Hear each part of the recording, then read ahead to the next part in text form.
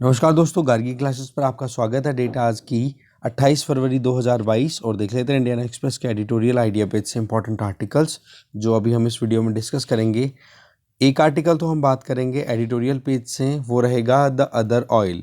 Crude oil के बारे में तो हम वैसे भी कंसर्न है कि अभी यूक्रेन रशिया कॉन्फ्लिक्ट की वजह से जो क्रूड ऑयल प्राइसेस हैं वो राइज़ होंगी, और जहाँ तक है ये इलेक्शन से एक बार सम अप हो जाएं। उत्तर प्रदेश में 7 मार्च को लास्ट राउंड के इलेक्शन है, उसके बाद में प्राइस राइज होने के पूरे स्कोप दिख रहे हैं किसके, क्रूड ऑयल के। पर दूसरी तरफ हमें एडिबल ऑयल के बारे में भी सोचना पड़ेगा, उधर भी कुछ अच्छी सिग्नल या अच्छी सिचुएशन नहीं है। तो उस पॉइंट ऑफ व्यू से इस आर्टिकल को देखेंगे। इसके आगे आइडिया पेज पे भी हमारे लिए 2 आर्टिकल्स हैं। एक आर्टिकल तो ये है so that the war doesn't hit us, कि कैसे भी करके हम इस यूक्रेन और रशिया कॉन्फ्लिक्ट का जो इम्पैक्ट है उसको हम कैसे अवॉइड कर सकते हैं, कैसे रिड्यूस कर सकते हैं इन्फ्लेशन को टारगेट करते हुए।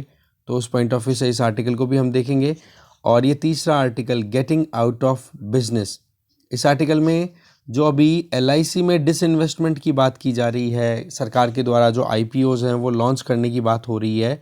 तो यहाँ पर राइटर जो हैं वो कुछ अपनी तरफ से एक सिनेरियो समझा रहे हैं कि कैसे डिसइन्वेस्टमेंट करते टाइम पे हमें सोच समझ करके डिसीजन लेने चाहिए, और क्या क्या चीज़ें होती है, क्या क्या एस्पेक्ट्स हैं उन पर ध्यान देना होगा, और ट्रेंड भी समझेंगे हम। तो 3 आर्टिकल से तीनों को देखते हैं एक एक करके। फर्स्ट आर्टिकल है द अदर ऑयल। देखो, अगर हम हमारी इकोनॉमी से संबंधित अगर इस वॉर का इम्पैक्ट समझे, रशिया का जो इन्वेजन किया गया है, रशिया ने जो इन्वेजन किया है यूक्रेन में उसका, तो हम लार्जली हमारा फोकस रहता है क्रूड ऑयल पे, कि भाई ब्रेंट क्रूड ऑयल की प्राइसेस हैं वो ऑलरेडी एक बैरल $100 से तो ज़्यादा हो चुकी है, और आने वाले टाइम पे और ज़्यादा होने का स्कोप है। और इसके अलावा पेट्रोल, डीजल, LPG जो कि बाई प्रोडक्ट्स हैं उन पर भी सीधा असर है। तो ऐसे में उत्तर प्रदेश में जब तक इलेक्शन कंक्लूड नहीं होता है तब तक तो देखो सरकार फिर भी अपनी तरफ से वोट बैंक के नाम पे इन प्राइसेस को राइज नहीं होने देगी। पर जैसे ही एक बार ये उत्तर प्रदेश या ये जो 4-5 स्टेट्स के जो इलेक्शंस हैं वो कंप्लीट होते हैं, उसके बाद में आप देखोगे कि प्राइस राइज होती दिखेगी। तो यहाँ पर केवल क्रूड ऑयल ही नहीं, हमें दूसरे ऑयल्स के बारे में भी सोचना होगा, जिसको हम बोलते हैं एडिबल ऑयल या फिर कुकिंग ऑयल, जिसमें पाम, सोयाबीन, मस्टर्ड या सनफ्लावर, ये इस तरीके के ऑयल्स हैं हम यूज़ करते हैं एडिबल कंजम्पशन में। ठीक है, अगर हम सनफ्लावर ऑयल की बात करें तो जितनी हमारी रिक्वायरमेंट है ना उसका 98% तक हम इंपोर्ट करते हैं। ठीक है, और उसमें भी मेनली कौन से कंट्रीज़, जो ये 2 वॉर रिडन कंट्रीज़ है ना दोनों, यूक्रेन और रशिया, वहाँ से जितना हम इंपोर्ट करते हैं उसका 93% इंपोर्ट होता है। इसका मतलब सनफ्लावर तो अंडर स्ट्रेस आ गया सीधा सीधा। दूसरा कि सनफ्लावर के अलावा हम सोयाबीन ऑयल की बात करें तो वो हम ज़्यादातर इंपोर्ट किया करते हैं ब्राज़ील और अर्जेंटीना से, और पाम ऑयल की बात करें तो हम इंपोर्ट करते हैं इंडोनेशिया और मलेशिया से। तो ये तीनों ऑयल्स के बारे में हमने देखा कि हमारे मतलब कहाँ से हम इंपोर्ट करते हैं। तो इस परिस्थिति में ब्लैक सी पोर्ट वाले तो देखो वैसे भी फंसे पड़े हुए हैं, क्योंकि ब्लैक सी वाले एरिया में ये पूरा कॉन्फ्लिक्ट चल रहा है यूक्रेन और रशिया के बीच में। तो यहाँ पर तो हम वैसे भी कहीं ना कहीं कंसर्न है कि ये तो सप्लाई शॉर्टेज पड़ेगी। इसके अलावा जो साउथ अमेरिकन कंट्रीज़ हैं या फिर इंडोनेशिया या मलेशिया की बात करें, वहाँ पर ड्राई वेदर कंडीशन प्रिवेल कर गई। इसका मतलब वहाँ पर जो पाम ऑयल प्रोडक्शन है या सोयाबीन का जो प्रोडक्शन है वो बहुत कम हो गया। तो ऐसे में वहाँ से भी हमें इंपोर्ट करने में प्रॉब्लम आएगी, क्योंकि जो ऑयल एक्सपोर्टर्स है ना कहाँ पे, साउथ अमेरिकन कंट्रीज़, जैसे कि हमने ब्राज़ील, अर्जेंटीना की बात की या इंडोनेशिया, मलेशिया की बात की, जहाँ से पाम ऑयल हम मंगाते हैं, वहाँ पर क्या है कि जो एक्सपोर्टर्स हैं उन पर 20% ये ऑब्लिगेशन लगा दी कि आप अपना जितना भी प्रोडक्शन है उसका 20% अपने डोमेस्टिक मार्केट में ही सेल करोगे, क्योंकि वहाँ पर भी कंजम्पशन है इस चीज़ का। तो ऐसे में इंडिया को जो रिक्वायर्ड रहेगा उतने अमाउंट में ये ऑयल्स नहीं अवेलेबल होंगे। पाम ऑयल की प्राइसेस अगर आज देखें तो मलेशिया में आप देखो यहाँ पर 7,000 से भी ज़्यादा रिंगित हो चुकी है रेट, अगर पर टन के हिसाब से देखा जाए।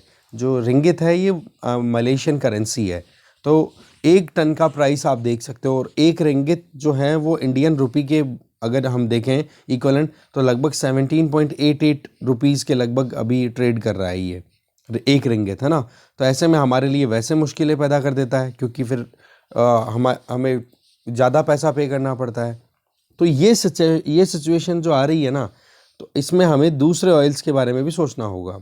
अब देखो, अगर हम इंपोर्ट की बात करें एडिबल ऑयल की, या हम ओवरऑल अगर कंजम्पशन की बात करें, तो हमारे यहाँ पर डिमांड कितनी है, लगभग 8.5 टू 9 मिलियन टन्स एन्युअली। ठीक है, एडिबल ऑयल की हमें मतलब रिक्वायरमेंट कितनी है, 22 टू 23 मिलियन टन्स, जिसमें हम हमारे यहाँ पर कितना एडिबल ऑयल जो है वो डोमेस्टिकली प्रोड्यूस करते हैं, केवल 8.5 टू 9 मिलियन टन। तो आप देख सकते हो कि इंपोर्ट्स पर हम कितने ज़्यादा डिपेंडेंट हैं। इसके अलावा टोटल अगर वैल्यू पॉइंट ऑफ व्यू से देखें, तो 2020-21 में हमने 11.09 बिलियन डॉलर्स का वेजिटेबल ऑयल जो है वो इंपोर्ट किया था, जो कि 2021-22 का जो फाइनेंशियल ईयर है ना, उसमें हमने अप्रैल दिसंबर तक ही 14.202 बिलियन तक खरीद लिया। इसका मतलब ओवरऑल अगर इस फिस्कल की बात करें 2021-22 की, तो वो बढ़कर के 17 से 18 बिलियन डॉलर्स का हो चुका होगा। इसका मतलब कि आप देख लो कितना ज़्यादा एडिबल ऑयल पे हमें पैसा पे करना पड़ रहा है। एक तो हो गई सप्लाई साइड शॉर्टेज, और दूसरी फिर ये वॉर टाइप या फिर जो एक तरीके से वेदर रिलेटेड जो सिचुएशन है एग्रीकल्चर में, या फिर जो भी प्रोडक्शन है ऑयल्स की, सप्लाई साइड शॉर्टेज और डिमांड हमारे यहाँ पर बढ़ रही है। तो ऐसे में हमें ज़्यादा पैसा पे करना पड़ेगा, इसका मतलब महंगा पड़ने वाला है। ऐसे में यूक्रेन में जो अगर देखें सिचुएशन, तो देखो ये तो डाउट था ही नहीं कि हाँ जी क्रूड ऑयल की प्राइसेस राइज होगी, क्योंकि जिस तरीके से अभी सिचुएशन एस्केलेट होती चली जा रही है ना, तो उसमें लग नहीं रहा, क्योंकि सीधी सी बात है दोनों कंट्रीज एक दूसरे, यूक्रेन तो वैसे ही बहुत ज़्यादा क्राइसिस में है, रशिया इन्वेड कर रहा है तो उस केस में रशिया पे सैंक्शंस लग रहे हैं, तो बहुत सारी इस तरीके की कॉम्प्लिकेशंस क्रिएट हो रही हैं। आज अगर वीट एक्सपोर्टर्स की बात करें, वीट की बात भी कर लें, तो रशिया जो है वर्ल्ड का टॉप वीट एक्सपोर्टर है, और सेकंड नंबर पे फिर ऑस्ट्रेलिया आता है, और फिर तीसरे नंबर पे यूक्रेन आता है अगर वीट एक्सपोर्टर की बात करें। तो मेज़ की अगर बात करें तो रशिया जो है उसका नंबर आ जाता है और मतलब रशिया जो का तो ये तो हो ही गया, और मेज़ में यूक्रेन का नंबर आ जाता है यूएस और अर्जेंटीना के बाद में तीसरे नंबर पे। और अगर इंडिया की हम बात करें तो हमारे लिए जो चिंता की बात है, तो वीट भी इतना ज़्यादा टेंशन की बात नहीं है, मेज़ भी नहीं है, पर हमारे लिए जो है वो एडिबल ऑयल है, और दूसरा है फर्टिलाइज़र, क्योंकि फर्टिलाइज़र्स आपको पता ऑलरेडी कितना ज़्यादा महंगे हो चुके हैं। प्रीवियस डिस्कशंस में हमने देखा था कि ग्लोबल सप्लाई चेन में इश्यूज़ आ रहे हैं, तो उस तरफ और ज़्यादा मुश्किल होगी, कारण कि फर्टिलाइज़र्स को प्रोड्यूस करने के लिए चाहिए होती है नेचुरल गैस, और नेचुरल गैस सप्लाई ज़्यादातर रशिया से होती है, और रशिया जो है वो कनाडा जैसे कंट्रीज़ को अगर सप्लाई नहीं दे रहा है, वहाँ पर अगर फर्टिलाइज़र प्रोडक्शन नहीं होगा, तो अमोनिया और यूरिया जैसे जो फर्टिलाइज़र्स हैं ना, उनका प्रोडक्शन रुकेगा और महंगाई और बढ़ जाएगी। तो ये एक और कंसर्न है हमारे लिए।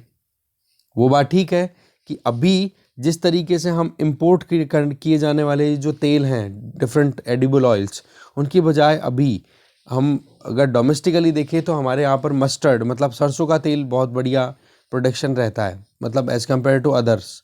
ठीक है, तो मस्टर्ड अभी अच्छा खासा ट्रेड कर रहा है। जैसे राजस्थान की मंडियों में 1 क्विंटल सरसों के भाव चल रहे हैं 6600 से 6900 रुपये।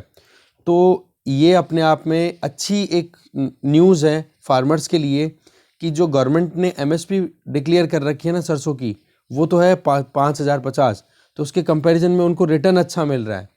पर सवाल ये है कि एमएसपी जो है वो आप यहाँ पर सरकार जो है फार्मर्स को प्रॉफिट देने के लिए थोड़ी राइज कर सकती है। इसका फ़ायदा क्या है वो देखो, कि मस्टर्ड की तरफ अट्रैक्शन लेकर के जाना, मतलब एडिबल ऑयल या पल्सेस या कॉटन, ये ऐसे ऑल्टरनेटिव्स हैं जिनकी तरफ हम हमारे फार्मर्स को पुश कर सकते हैं वीट और राइस से, क्योंकि आपको पता है फूड कॉरपोरेशन ऑफ इंडिया के जो गोडाउन्स हैं वो ओवरफ्लो कर रहे हैं। ठीक है, और हमारे यहाँ पर ज़्यादातर जो खेती है वो फोकस्ड ही वीट और राइस पे है, पर हमें ज़रूरत है कि एग्रीकल्चरल प्रैक्टिसेस को हम डाइवर्सिफाई करें। तो उसका तरीका क्या हो सकता है कि सरकार जो है वो एडिबल ऑयल्स, पल्सेस, कॉटन, इनके लिए जो एमएसपी डिक्लेयर करती है ना, वो थोड़ा सा ज़्यादा कर दे, मिनिमम सपोर्ट प्राइस। इससे क्या होगा कि हमारे यहाँ पर जो अभी इंपोर्ट करने में जो क्राइसिस आ रहा है ना, जिसका हमने ऊपर डिस्कशन किया कि इंटरनेशनल मार्केट में कितना इशू चल रहा है अभी, तो उसको हम यहीं पर डोमेस्टिकली हमारी रिक्वायरमेंट्स को फुलफ़िल कर पाएंगे। तो चाहे फिर ग्राउंडनट हो, सोयाबीन हो, सनफ्लावर हो या फिर सेसमम, इन सारों की बात कर लो जो कि ऑयल सीड्स हैं, इनके प्रोडक्शन को एनकरेज किया जा सकता है। ठीक है, तो इसमें गवर्नमेंट को अपनी तरफ से पुश करना होगा एमएसपी को थोड़ा सा अपर हैंड की तरफ। ठीक है, तो यही है, क्योंकि देखो बात ऐसी है कि हमें यहाँ पर सस्टेनेबल एग्रीकल्चरल प्रैक्टिसेस को कंटिन्यू करना है, जिसमें फार्मर्स हैं उनकी इनकम भी राइज हो और दूसरी तरफ हमारी जो सॉइल की फर्टिलिटी है वो भी डिक्लाइन ना करे। ठीक है, तो उसके लिए एग्रीकल्चर में हमें ऑयल सीड, पल्सेस, कॉटन, इनकी तरफ भी फार्मर्स को पुश करना होगा, जैसे कि पंजाब, हरियाणा, तेलंगाना, आंध्र प्रदेश के फार्मर्स को हम इस तरफ ले जा सकते हैं। ठीक है, तो ये अपने आप में एक अलग एंगल, अलग तरीका और एक अलग कमोडिटी के बारे में हमें डिटेल देखनी थी, वो देखिए। आगे चलते हैं। नेक्स्ट आर्टिकल है so that war doesn't hit us. इसका मतलब ये हो गया कि आप क्या करो जिससे कि इस लड़ाई का कोई असर हमारे ऊपर ना पड़े। तो अशोक गुलाटी जी की तरफ से ये लिखा हुआ आर्टिकल है। इसमें ये बताया जा रहा है कि रशिया यूक्रेन कॉन्फ्लिक्ट के चलते ग्लोबल कमोडिटी प्राइसेस हैं वो लगातार बढ़ रही हैं, जो कि हमने प्रीवियस आर्टिकल में देखा। फिर चाहे क्रूड ऑयल हो, नेचुरल गैस हो, और उसी का असर फिर बाद में बाकी कमोडिटीज़ पे भी पड़ता रहता है। तो इंडिया में इन्फ्लेशन ऑलरेडी बढ़ी हुई है, जिसमें हम कंज्यूमर प्राइस इंडेक्स के बेसिस पे जो हम इन्फ्लेशन देखते हैं, तो जिसमें आरबीआई को टारगेट क्या दिया हुआ है गवर्नमेंट ऑफ इंडिया के द्वारा कि आपको 4 ± 2% की रेंज में इन्फ्लेशन को टारगेट करके चलना है। तो ये ऑलरेडी ब्रीच हो चुका है जनवरी 2022 में। अपर लिमिट जो है उसको स्लाइटली ओवर, मतलब एक कह सकते हैं ना, क्रॉस कर चुकी है हमारे यहाँ पर जो इन्फ्लेशन है। और होलसेल प्राइस इंडेक्स की तो पूछो ही मत, जिसमें ऑलरेडी 12.96% तक की इन्फ्लेशन रेट चल रही है। तो महंगाई का आलम ये तो है इंडिया का। अब आ जाओ यूएस में। इन्फ्लेशन जो है यूएस में 7.5% चल रही है, जो कि पिछले 40 सालों की हाईएस्ट है। ये हो गया यूएस का। इसका मतलब इंटरनेशनल मार्केट्स में जो कमोडिटी की प्राइसेस हैं वो बहुत ज़्यादा बढ़ी हुई हैं। दूसरी तरफ अगर देखें तो जिस तरीके से इकोनॉमी को लगातार फ्यूल करने के लिए, इकोनॉमी को एक कहते हैं ना बूस्ट देने के लिए, सेंट्रल बैंक्स या फिर सरकारों के द्वारा जो मनी सर्कुलेशन है उसको लगातार बनाए हुए रखा जा रहा है। तो उससे एक तरफ टारगेट तो हम कर रहे हैं कि कैसे भी करके इकोनॉमी में मनी सर्कुलेट होगी तो इकोनॉमी ऑटोमेटिकली नॉर्मलाइजेशन की तरफ मूव हो जाएगी। पर सवाल ये है कि यहाँ पर अगर एक कमोडिटी जो कि 10 रुपये में आज मिलती है और वही चीज़ आज अब मतलब 5 दिन बाद में 25 रुपये की हो जाए, तो आपने चीज़ तो वही रख दी पर आपने 15 रुपये एक्स्ट्रा लिए कि नहीं। तो इस तरीके से बढ़ जाता है। इसको बोलते हैं इन्फ्लेशन टैक्स, कि आप लोगों को एक तरफ तो ये बोल रहे हो कि आपकी सैलरी जो है वो बढ़ा दी गई है 10,000 रुपये से बढ़ा करके 15,000 रुपये, पर सवाल ये है कि जब वो घर खर्चा चलाना शुरू करता है तो उसको पता पड़ रहा है कि पहले मेरा काम 5,000 में चलता था पर अब मेरा वही काम 12,000 रुपये में चलता है।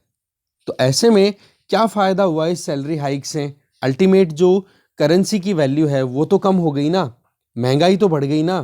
तो ऐसे में ये चीज़ क्या है, एक आम इंसान या फिर जो कंज्यूमर है या जो सिटीजन्स हैं उनके लिए हार्मफुल हो जाती है। तो इन्फ्लेशन को कंट्रोल करना भी अपने आप में बहुत ज़्यादा ज़रूरी है।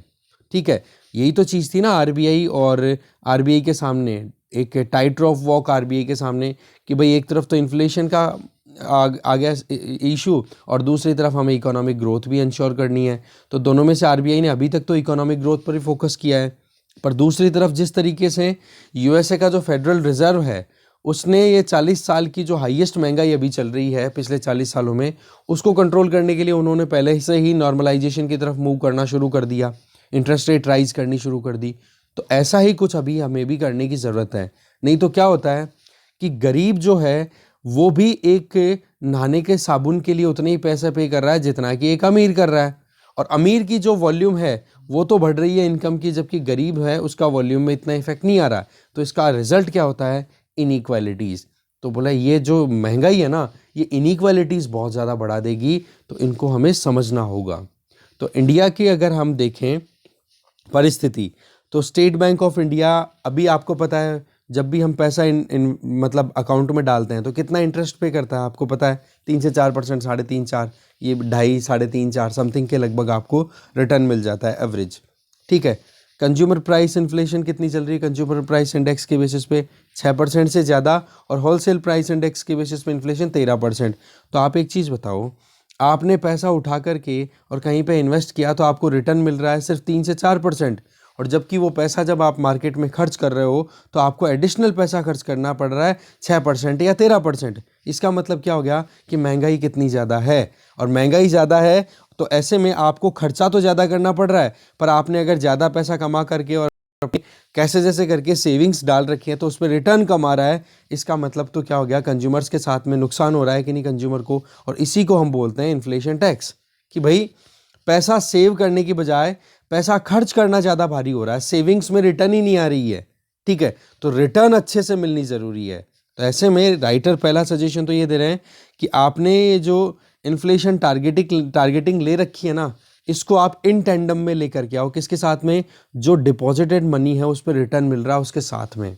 मतलब कि आप अगर डिपॉजिट पे 3 से 4% इंटरेस्ट रेट देते हो ना, तो इन्फ्लेशन टारगेट भी आपका 3% होना चाहिए, नहीं तो फिर कंज्यूमर्स को आप नुकसान पहुंचा रहे हो।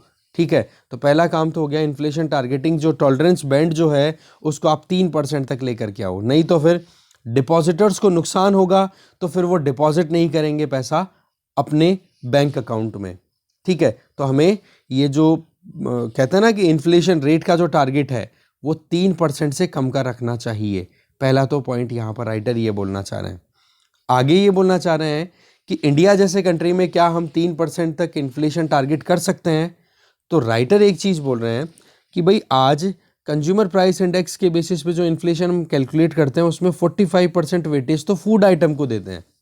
ठीक है, और फूड इन्फ्लेशन की अगर बात करें तो हमारे यहाँ पर जो एडिबल ऑयल को कंज्यूम करते हैं उसमें हम आप देख सकते हो कि कितना ज़्यादा एडिबल ऑयल हम इंपोर्ट करते हैं। ठीक है, रिक्वायरमेंट है 22 मिलियन टन की और हम प्रोड्यूस करते हैं 9 मिलियन टन का केवल। तो उस केस में प्रोडक्शन बहुत कम है, इंपोर्ट ज़्यादा हो रहा है, और ग्लोबल प्राइस ऑलरेडी राइज हो रही है, तो ऐसे में महंगाई और ज़्यादा बढ़ जाती है। तो इसके लिए क्या किया जाए? देखो, इसके लिए तरीका यहाँ पर राइटर सीधा सा एक तो ये पॉइंट बोल रहे हैं, क्रॉप डाइवर्सिफिकेशन वाला तो पॉइंट हमने देख ही लिया। दूसरा, फूड कॉरपोरेशन ऑफ इंडिया के पास में इतना ज़्यादा गोडाउन में अनाज पड़ा है, उस अनाज को आप क्यों नहीं डीरेगुलेट करते हो? ठीक है, कि लोगों के पास में अनाज की कमी है, फूड इन्फ्लेशन बहुत ज़्यादा बढ़ी हुई है मार्केट में, तो आप गेहूं और चावल जो आपने फूड कॉरपोरेशन ऑफ इंडिया के गोडाउन्स उनमें डाल रखे हैं, तो उनको आप फ्री क्यों नहीं करते हो? मार्केट में रिलीज़ क्यों नहीं करते हो? अगर रिलीज़ कर दोगे तो कितना ज़्यादा सप्लाई हो जाएगी, और सप्लाई होने से फिर ऑटोमेटिकली जो कमोडिटीज़ की जो प्राइस है वो डाउन जाएगी। ठीक है, क्योंकि अभी सेंट्रल गवर्नमेंट के द्वारा एक आर्ग्यूमेंट दिया गया है महंगाई को कंट्रोल करने के लिए कि हमने एडिबल ऑयल जो है उसकी होर्डिंग, या फिर आप कह सकते हो जिसकी स्टॉकिंग जो भी ट्रेडर्स हैं करते हैं अपने गोडाउन में रखते हैं, उसके ऊपर लिमिट इम्पोज कर दी। दालों पे भी हमने बोला इसी तरीके से प्राइस है उसको कंट्रोल करने के लिए जो होर्डिंग है, दैट मीन्स जो ट्रेडर्स हैं अपने गोडाउन्स में जितना अमाउंट रख सकते हैं, जितनी क्वांटिटी दालों की रख सकते हैं, वो हमने लिमिट कर दी। इससे क्या होगा कि मार्केट में सप्लाई जो है वो डिसरप्ट नहीं होगी। तो ऐसे में वीट और राइस की बात आए तो फूड कॉरपोरेशन ऑफ इंडिया से बड़ा कोई ऑर्डर मतलब बड़ा कोई ऐसा एक ऐसी कोई इंस्टीट्यूशन है क्या जो कि इससे ज़्यादा क्वांटिटी में स्टेपल फूड को अपने बफर्स में रोक रखा हो किसी ने? बिल्कुल भी नहीं। तो ऐसे में वीट और राइस जो है उसकी सप्लाई को आपको और ज़्यादा बढ़ाने की ज़रूरत है। तो ऐसे में फूड कॉरपोरेशन ऑफ इंडिया जिसके पास में जितनी कैपेसिटी है उससे 4 गुना आपके पास में स्टॉक अवेलेबल है वीट एंड राइस का, तो उसको आप मार्केट में सप्लाई करो, जिससे कि सप्लाई चेन में सप्लाई राइज होगी तो ऑटोमेटिकली प्राइस डाउन होगी। फिर आगे राइटर ये बोलना चाह रहे हैं कि आज अगर हमारे देश की बात करें तो जो एक फ्रीबीज बांटी जाती है ना चुनाव के टाइम पे, फ्री में लोक लुभावनी जो प्रोमिसेस की जाती हैं, तो बोलो वो चीज़ें हमें बहुत ज़्यादा परेशानी में ले जाती है। पहला काम तो हो गया पॉलिटिकल पार्टीज़ को पावर में आने के लिए जो लालच दिए जाते हैं, उन पॉलिटिकल पार्टीज़ के द्वारा जनता को वो लालच नुकसान पहुंचाते हैं, ग्रोथ ओरिएंटेड नहीं होता है वो लालच, फ्री बीज जो भी बांटी जाती हैं। और एक जो फूड सब्सिडी जिस लेवल पे सरकार के द्वारा दी जा रही है, उस फूड सब्सिडी को थोड़ा रैशनलाइज करने की ज़रूरत है। कैसे आगे बताया जा रहा है वो देखेंगे हम। और तीसरी चीज़ ये कि हमारे यहाँ पर जो पब्लिक डिस्ट्रीब्यूशन सिस्टम जो काम कर रहा है ना, वो वर्ल्ड का मोस्ट इनएफिशिएंट और करप्ट सिस्टम है। इसका मतलब कि फूड सिस्टम जो है, जिसमें हम पब्लिक डिस्ट्रीब्यूशन सिस्टम के बेसिस पे अनाज देते हैं 2 रुपए किलो, 3 रुपए किलो, 1 रुपए किलो के हिसाब से, तो बोला वहाँ पर जो सरकार के द्वारा सब्सिडी दी जा रही है, एक तो वो बहुत ज़्यादा हो गई, दूसरा करप्शन बहुत ज़्यादा है यहाँ पर, और तीसरा सरकार बनने से पहले जो पॉलिटिक्स खेली जाती है चुनाव के टाइम पे, उस टाइम पे जो फ्री में बांटी जाने वाली चीज़ें हैं, वो बोला हमारी पूरी इकोनॉमी को डेंट करती है। इन तीनों चीज़ों को कंबाइंडली अगर लें तो हमें एक करेक्ट सिस्टम मिल सकता है, जिससे कि महंगाई भी कंट्रोल हो जाए और जो नीडी पर्सन्स हैं उनको भी हम अच्छे से हेल्प कर सकते हैं। फ्रीबीज की बात करो तो आपको पता ही अभी पॉलिटिकल पार्टीज किस तरीके से बातें कर रही हैं। बोले लोन वेवियर दे देंगे, फ्री इलेक्ट्रिसिटी सप्लाई दे दिया जाएगा, अनएम्प्लॉयमेंट अलाउंस है वो यूथ को दे दिया जाएगा। अरे भाई, इसकी बजाय आप फार्मर्स को जो लोन वेवियर देने की बात कर रहे हो, उसकी बजाय अच्छे इंफ्रास्ट्रक्चर डेवलप करो, बढ़िया इरिगेशन फैसिलिटी अवेल कराओ, उनको अवेयर करो, और साथ में जो नुकसान उनको होता है उस नुकसान की भरपाई के लिए उनको ऑप्शंस अवेल कराओ। क्यों आप लोन माफ़ करके इस तरीके से गलत ट्रेंड है वो सेट करना चाहते हो? फिर बाद में क्या होता है, जो फार्मर्स अच्छा एक परफॉर्मेंस देते हैं, लोन टाइम पे रिटर्न करते हैं, वो भी डिस्करेज्ड फील करते हैं कि भाई जब जो लोन रिटर्न नहीं कर रहे उन लोगों का ही लोन माफ़ हो रहा है, तो मैं क्यों फिर मेहनत करूं फालतू में। ठीक है, फ्री में लैपटॉप, इलेक्ट्रिक स्कूटर, स्मार्टफोन्स ये बांटे जा रहे हैं। तो ये चीज़ें बहुत ज़्यादा एक तरीके का मिसयूज़ है जो टैक्स पेयर्स हैं उनके टैक्स का। एक छोटा सा बच्चा भी टैक्स देता है, अगर वो जिस दिन वो पैदा हो जाता है उस दिन से उसके ऊपर टैक्स लगना शुरू होता है। आपको पता है ना, हम इनडायरेक्ट टैक्स कितना ज़्यादा पे करते हैं जीएसटी का, राइट। तो उस केस में टैक्स पेयर्स का पैसा गलत नहीं होना चाहिए। तो एक तो ये क्या है कि इलेक्शन कमीशन ऑफ इंडिया को ये चुनावी जो इस तरीके के प्रोमिसेस है ना, इन पर लगाम लगाने की ज़रूरत है, या फिर सुप्रीम कोर्ट में कोई ऐसी पब्लिक इंटरेस्ट लिटिगेशन लगे जिसमें सुप्रीम कोर्ट ये ऑर्डर दे कि भाई जो पॉलिसी मेकर्स हैं या इंडिया के जो पॉलिटिक्स हैं वो ग्रोथ ओरिएंटेड फोकस रखें अपना, ना कि केवल और केवल पावर ग्रैब करने के लिए। अब आ जाओ, देखो पॉइंट क्या आ रहा हमारा कि फूड सब्सिडी ज़्यादा मिल रही है, करप्ट सिस्टम ज़्यादा है हमारे यहाँ पर, और मतलब पब्लिक डिस्ट्रीब्यूशन सिस्टम में फ्रीबीज। तो फ्रीबीज वाला मुद्दा तो हमारा ऊपर क्लियर हो गया कि कैसे करेक्ट आउट कर सकते हैं। अब बात ये आ जाती है कि फ्रीबीज के चलते ही ये फूड सब्सिडी और ये दी गई थी। 2013 में नेशनल फूड सिक्योरिटी एक्ट लाया गया था, ठीक है, और वो तब लाया गया था जब यूपीए गवर्नमेंट के लास्ट टाइम चल रहा था और 2014 के लोकसभा इलेक्शंस आने वाले थे। आज आप देखो कि इंडिया का ये जो फूड सब्सिडी पॉलिसी वाला सिस्टम है ना, इसमें इंडिया की टोटल पॉपुलेशन का 67% हिस्सा कवर होता है, जो कि बहुत ही ज़्यादा है। अभी रंगराजन कमेटी की अगर रिकमेंडेशंस की बात करें, ठीक है, या नीति आयोग के द्वारा रिसेंटली जो multi dimensional poverty index release किया गया था, इन दोनों के हिसाब से अगर देखें ना, तो हमें एक बार रैशनल्स थोड़े से चेक करने की ज़रूरत है कि वाकई में फूड डिस्ट्रीब्यूशन सिस्टम का बेनिफिट किन लोगों को ज़्यादा मिलना चाहिए। दैट मीन्स एक करेक्ट लिस्ट बनने की ज़रूरत है। तो ऐसे में जो ग्रेन मैनेजमेंट है या फिर फूड सब्सिडी सिस्टम है, इसमें जो भी प्रॉब्लम्स है उनमें रिफॉर्म्स लाने की ज़रूरत है, तब जा करके आप महंगाई को कंट्रोल कर सकते हो। दूसरा, एग्रीकल्चरल प्रैक्टिसेस हो उनको हमें डाइवर्सिफाई करना चाहिए, जो हमने प्रीवियस आर्टिकल में देख लिया। तो फूड सब्सिडी, ये जो फूड क्राइसिस है या फूड इन्फ्लेशन है, उसको हम कंट्रोल कर सकते हैं। और ये जो पीडीएस सिस्टम में जो करप्शन है, इसको हमें ठीक करना होगा, तब जा करके। नहीं, आपको पता है ना, कई बार ऐसा आता है कि अनाज रिलीज कर दिया एफसीआई ने और फिर उस अनाज को फर्जी नामों के, फर्जी जो बेनिफिशियरीज हैं उनके नामों से उस अनाज को इशू कर दिया जाता है और फिर उसका मार्केट में बेचते हैं और मुनाफा कमाते हैं। जो लोग भी उस पीडीएस शॉप पे मतलब जो ऑनर बन के बैठे हुए हैं या फिर जो डिस्ट्रीब्यूटर बन के बैठे हैं। तो ये चीज़ हमें करेक्ट करनी होगी। हमें प्रोडक्टिविटी को राइज करने के लिए, हमें ज़्यादा न्यूट्रिशियस फूड प्रोड्यूस करने के लिए एनवायरनमेंट क्रिएट करने की ज़रूरत है, और ये चीज़ के लिए सरकार भी रेडी नहीं है ऐसा लगता है। क्योंकि एक तरफ तो हम बोलते हैं कि हमें गरीबी मिटानी है, भुखमरी मिटानी है, वो सारी चीज़ें, पर दूसरी तरफ अगर देखें तो अभी जो बजट अनाउंसमेंट हुए हैं 2022-23 के, इसमें फूड सब्सिडी कितनी एलोकेट की गई है सरकार के द्वारा? 2 लाख करोड़ रुपए की। जबकि रिसर्च एंड डेवलपमेंट पे ज़्यादा फोकस करना चाहिए, क्योंकि आपको पता है ना कि रिसर्च एंड डेवलपमेंट में जितना पैसा लगता है उसका बहुत गुना रिटर्न मिलता है जब एक अच्छी टेक्नोलॉजी और अच्छा काम करने के लिए हमारे पास में जो इक्विपमेंट्स है वो अवेलेबल होते हैं एग्रीकल्चर में। तो रिसर्च एंड डेवलपमेंट के लिए पैसा कितना एलोकेट किया है? केवल 8500 करोड़ रुपए, और जबकि सब्सिडी कितनी है? 2 लाख करोड़ रुपए। तो बोले यहाँ पर ही हमारे यहाँ पर समझ में ही बहुत बड़ी प्रॉब्लम हो रही है।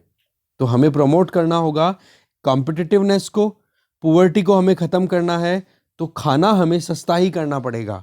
और खाना, रोटी, कपड़ा, मकान, स्वास्थ्य, शिक्षा, ये तो 5 तो ऐसी चीज़ें हैं जिन पर तो लगाम लगनी ही चाहिए, ये तो महंगी होनी ही नहीं चाहिए।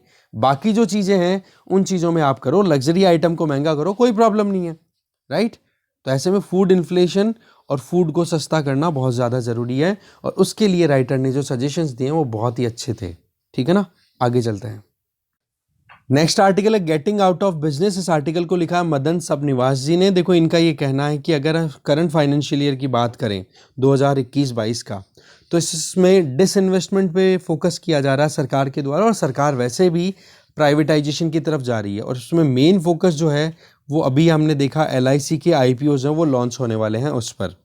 तो ऐसे में सरकार जो है वो आने वाले 5 सालों की अगर बात करें तो सरकार का टारगेट रहने वाला है कि पब्लिक सेक्टर अंडरटेकिंग्स, मतलब सरकारी जो भी कंपनियां हैं उनमें से सरकारी जो स्टेक्स हैं उनको थोड़ा सा रिड्यूस किया जाए।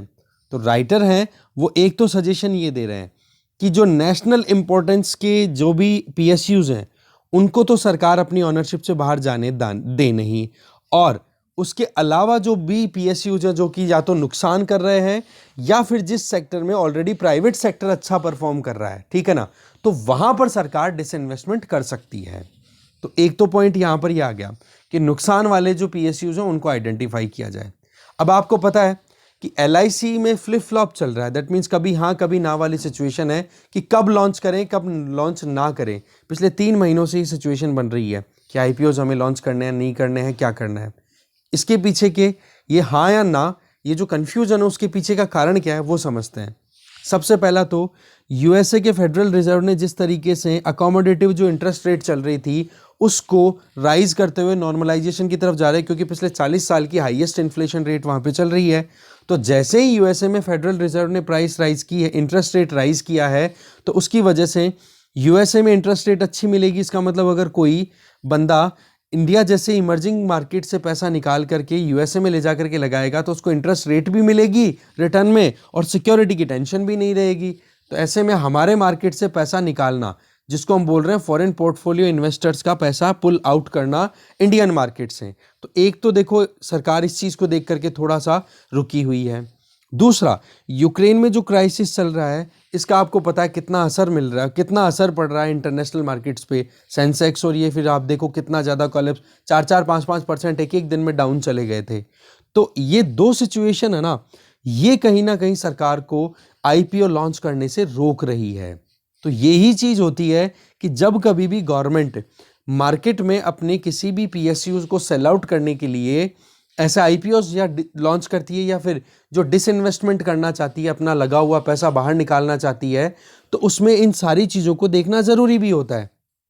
पर जिस तरीके से बजट में अनाउंस कर दिया जाता है ना एक बार कि हाँ जी इस बजट में हमारा 78,000 करोड़ रुपए का डिसइन्वेस्टमेंट टारगेट है।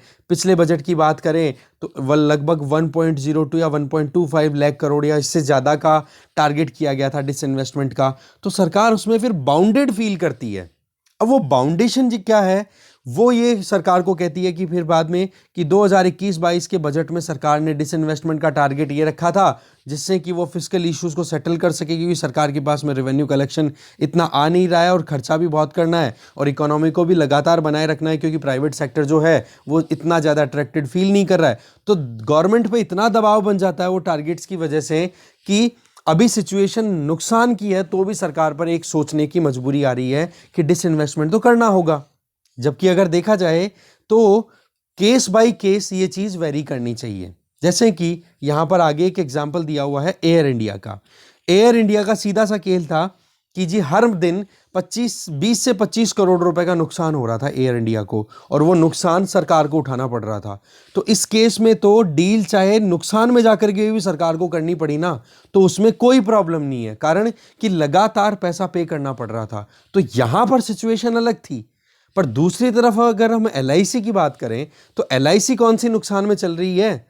एलआईसी तो एक तरीके से इस तरीके का सिस्टम है कि जब लोगों को इन्वेस्टमेंट की बात आती है, या लोगों को जब यूँ लगता है कि यार कहीं पर हमें इंश्योरेंस लेना है, या पैसा बचाना है, या पैसा कहीं इन्वेस्ट करना है, तो एलआईसी तो एक तरीके से कहते हैं ना, इन्वेस्टर्स के लिए लास्ट रिजॉर्ट का काम करती है कि हाँ जी कुछ भी नहीं तो चलो एलआईसी में तो पैसा इन्वेस्ट कर ही दो, और एलआईसी का आउटकम है वो भी नुकसान वाला नहीं है। तो इसका मतलब एयर इंडिया और एलआईसी का केस जो है वो बहुत डिफरेंट है। तो यहाँ पर जल्दबाजी करना कहीं ना कहीं नुकसान वाली चीज हो जाएगी। फिर आगे राइटर ये बताना चाह रहे हैं कि एलआईसी में एक बार डिसइन्वेस्टमेंट सरकार कर लेगी ना, तो उससे गवर्नमेंट को खुद को कॉन्फिडेंस आएगा कि कैसे फिर दूसरे जो बचे हुए जो पीएसयूज हैं, जो कि नेशनल इंपॉर्टेंस के नहीं हैं, उनमें से सरकार कैसे पैसे निकाल सकती है, जिसमें ज़्यादा से ज़्यादा बेनिफिट भी निकल सके और इकोनॉमी को एक सपोर्ट भी मिले। क्योंकि देखो अभी जो ट्रेंड चल रहा है, जिसके बारे में मैं पहले ही बोल चुका हूं कि नियो लिबरलिज्म की तरफ हम मूव कर रहे हैं, या फिर नियो लिबरलिज्म का सेगमेंट चल रहा है जब से हमने न्यू इकोनॉमिक पॉलिसी 1991 की, जिसमें एलपीजी पॉलिसी हम जिसको बोलते हैं, वो अडॉप्ट की है, जिसमें सरकार का रोल जो है केवल रेगुलेटर और फैसिलिटेटर का रहेगा, बाकी काम प्राइवेट सेक्टर के अंडर में छोड़ दिए जाएंगे, छोड़ करके नेशनल इंपॉर्टेंस के जो काम है उनको। ठीक है, तो इस केस में एलआईसी जो है वो अपने आप में एक एक्सपेरिमेंट होगा, जिससे कि गवर्नमेंट को आइडिया लगेगा कि वाकई में अगर हम मार्केट में इस तरीके से कहते हैं ना कि पब्लिक का जो पैसा है, गवर्नमेंट का जो पैसा है वो निकालें और प्राइवेट सेक्टर को अट्रैक्ट करें। तो ये एक्सपेरिमेंट के तौर पे यहाँ पर बताया जा रहा है राइटर के द्वारा। इसके आगे अगर देखो तो एलआईसी जो है इतनी फ्लक्चुएशन नहीं आती है, यहाँ पर वॉलेटिलिटी देखो एलआईसी के मार्केट में इतनी ज़्यादा नहीं है, तो ऐसे में ज़्यादा कोई परेशानी नहीं है। पर वही बात है कि अब जो मार्केट चल रहा है, जो सिचुएशन है, वहाँ पर वॉलेटिलिटी ज़्यादा है, तो सरकार ज़्यादा नहीं कर सकती यहाँ पर जल्दबाजी, और करना भी नहीं चाहिए। दूसरी अगर देखें तो एयर इंडिया का केस, एयर इंडिया वाली चीज़ तो मैं ऑलरेडी आपको बता ही चुका हूँ कि 20 से 26 करोड़ पर दिन का नुकसान हो रहा है, तो उस केस में वहाँ से तो निकालना ज़रूरी था। पर सवाल ये है ना कि यहाँ पर सरकार को अभी एलआईसी के साथ साथ में दूसरे पीएसयूज पर भी फोकस करना चाहिए, जो कि लॉस मेकिंग है, नुकसान अगर कर रहे हैं तो उनसे डिसइन्वेस्ट कर लेना चाहिए। एयर इंडिया इसका बेस्ट एग्जांपल है ही। इसके आगे राइटर जो चीज़ बताना चाह रहे हैं कि ये जो पीएसयूज थे ये सेटल क्यों किए गए थे। देखो वो ज़माना था जब हर चीज़ में सरकार को रोल प्ले करना पड़ रहा था। इसको हमने बोला था सोशलिस्टिक पैटर्न। जैसे आज रशिया, चाइना की बात कर लो ज़्यादा आप, है ना, कम्युनिज्म है, कम्युनिज्म भी एक तरीके से सोशलिस्टिक पैटर्न पे काम करता है, जिसमें गवर्नमेंट का ज़्यादा रोल रहता है, प्राइवेट सेक्टर का बहुत कम या फिर ना के बराबर रहता है। तो ऐसे में सरकार ने भी यही चीज़ सोच करके हमारे यहाँ पर पब्लिक सेक्टर अंडरटेकिंग शुरू की थी, जिसके पीछे जो पर्पस थे वो क्या, गरीबी हटाना, इनइक्वालिटीज़ को ख़त्म करना, रेगुलेट करना, एक्सप्लॉयटेशन ना हो गरीबों का, इन सारी चीज़ों को कंट्रोल करने की बात की गई थी। पर आज जो है वो हम फ्री मार्केट इकोनॉमी की तरफ चल रहे हैं। तो फ्री मार्केट इकोनॉमी की तरफ अगर चले तो उस केस में तो फिर सरकार का रोल मिनिमम हो जाता है। मिनिमम कैसे, केवल और केवल जो आप कहते हो कि रेगुलेटर और एक फैसिलिटेटर का काम करे गवर्नमेंट। इसके अलावा जो ये रेगुलेटर और फैसिलिटेटर जिसको हम मार्केट इकोनॉमी हम बात कर रहे हैं, इस मार्केट इकोनॉमी का अगर दूसरा पहलू हम देखें तो एक बार अगर सरकार सारे पब्लिक सेक्टर अंडरटेकिंग से बिल्कुल आउट हो जाती है ना, तो भी फिर नुकसान वाली चीज़ हो जाती है। क्यों? क्योंकि फिर बाद में एक मार्केट में इस तरीके का होड़ लग जाती है कि भाई मुझे कैसे भी मुनाफा हो, चाहे दूसरे को कितना ही नुकसान हो, मुझे कोई फ़र्क नहीं पड़ता। जो कट थ्रॉट मार्केट टैक्टिक्स होती है ना, जैसे जियो ने स्टार्ट किया था स्टार्ट में, तो ये अपने आप में बहुत ज़्यादा नुकसान कर गई। अभी तक टेलीकॉम सेक्टर है वो रिवाइवल की तरफ नहीं है। एयरटेल और वोडाफोन आइडिया जैसी कंपनियां क्राइसिस का सामना कर रही हैं, और रिलायंस जियो है, जब लॉन्च हुआ था तो उन्होंने किस तरीके से फ्री में इंटरनेट दिया था, तो वो फ्री मार्केट इकोनॉमी थी, तभी तो इतना हुआ ना डिसरप्शन का काम। आज आप देखो कि किस तरीके से सरकार को और सुप्रीम कोर्ट को इंटरवीन करना पड़ रहा है इन दूसरी कंपनियों को बचाने के लिए। नहीं तो क्या हो जाएगा, एक कंपनी की मोनोपोली हो गई तो फिर बाद में नुकसान हो जाएगा। तो ऐसे में सरकार 100% विड्रॉ कर ले खुद को, तो वो कंज्यूमर के लिए नुकसानदायक हो जाएगा। ठीक है, मार्केट इकोनॉमी में जब तक कम से कम 3 प्लेयर्स हेल्दी अगर compete नहीं करते हैं ना, तब तक इशू रहता है। नहीं तो क्या होता है, वो भी फिर लॉबिंग कर लेंगे, हाँ भाई अब की बार हम जो है रिचार्ज की जो प्राइस है वो 300 की जगह 400 रुपये करेंगे। तो 2 कंपनियों के बीच में तो कभी सेटिंग हो जाएगी ये चीज़, है कि नहीं। अब 3 होंगी तो एक स्कोप बनता है। और वैसे भी सरकार जो है वो BSNL से इतना निकल नहीं दिया। हाँ, वो बात ठीक है कि BSNL को भी प्राइवेटाइजेशन या फिर वहाँ पर भी IPOs और उस तरीके से सिस्टम चल रहे हैं, पर गवर्नमेंट जो है वो अपनी तरफ से एफर्ट्स पूरी लगा रही है कि कैसे भी करके मार्केट में गवर्नमेंट का रोल है वो बिल्कुल भी ख़त्म नहीं हो। नहीं तो क्या हो जाएगा, आपको पता है ना अभी कोरोना के टाइम पे क्या सिचुएशन थी कि प्राइवेट सेक्टर जब पीछे हट गया तो अब गवर्नमेंट ही जिम्मेदारी उठा रही है पूरी की पूरी, ठीक है, जिसको हम बोल रहे हैं कैपिटल एक्सपेंडिचर के थ्रू ज़्यादा से ज़्यादा जो इकोनॉमी है उसको रिवाइवल दिया जाए। तो ऐसे में जो भी कदम उठाए जाएं सोच समझ करके उठाए जाएं। डिसइन्वेस्टमेंट से पैसा जो भी हाथ लगे ना, उसका ज़्यादा से ज़्यादा उपयोग होना चाहिए। ऐसा नहीं कि जल्दबाजी में आपने डिसइन्वेस्टमेंट कर दिया, पैसा आपके हाथ में आया और उसको यूज़ की जगह मिसयूज़ कर दिया, कहीं और ही वो लुट गए पैसे। तो बोला ये जल्दबाजी की सिचुएशन तो बिगाड़ देगी मामले को, ठीक है। तो हमें जो कैपिटल एक्सपेंडिचर करना है या जो कैपिटल इन्फ्यूज़ हम करना चाहते हैं इंडियन इकोनॉमी में, वो जल्दबाजी में नहीं होना चाहिए। हाँ, बेशक प्राइवेटाइजेशन की तरफ जाओ, पर केस टू केस जाओ। ये चीज़ यहाँ पर राइटर जो है सोच समझ करके आगे बढ़ने के लिए सजेशन दिए हैं कि हमें कैसे डिसइन्वेस्टमेंट की तरफ बढ़ना चाहिए, किन किन इश्यूज़ को ध्यान में रखना चाहिए, ठीक है। तो ये हो गया इन्वेस्टमेंट मॉडल के पॉइंट ऑफ व्यू से आर्टिकल, या डिसइन्वेस्टमेंट के लिए सरकार की जो अप्रोचेज हैं वो, ठीक है। तो इस डिस्कशन में 3 आर्टिकल्स थे, तीनों हमने देख लिए। Thank you very much.